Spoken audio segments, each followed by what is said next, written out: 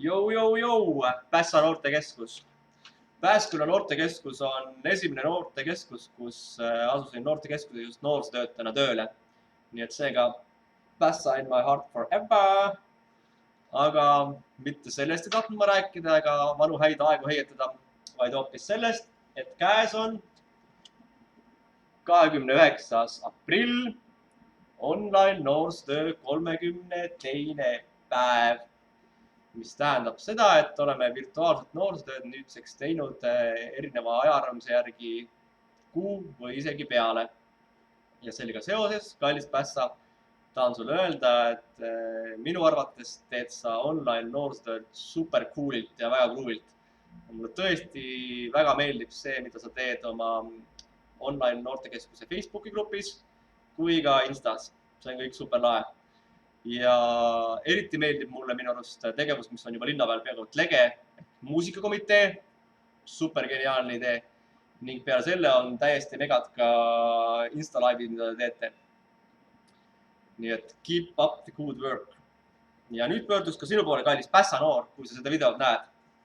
Ehk siis, kui arvad sinagi, et see noorsootöö, mida praegu online'is Pässa noorsootöötajad teevad, või kui sa arvad, et Pässa noorsootöötajad on ise super ägedad ja kihvtimad inimesed ning noorsootöötajad, keda sa tead.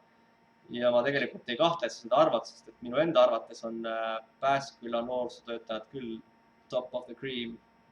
Super dream team on seal koos.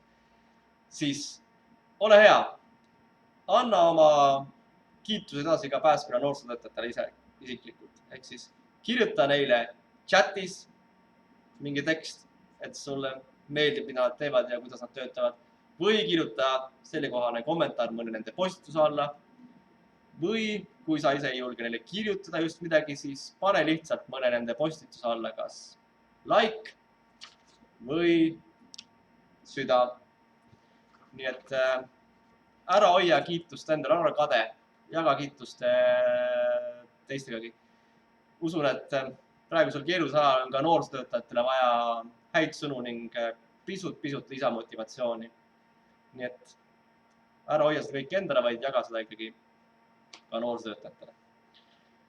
Loodan, et varsti saan pässakatega kohtuda ka näost näkku, mitte siin veebikaamera vahendusel.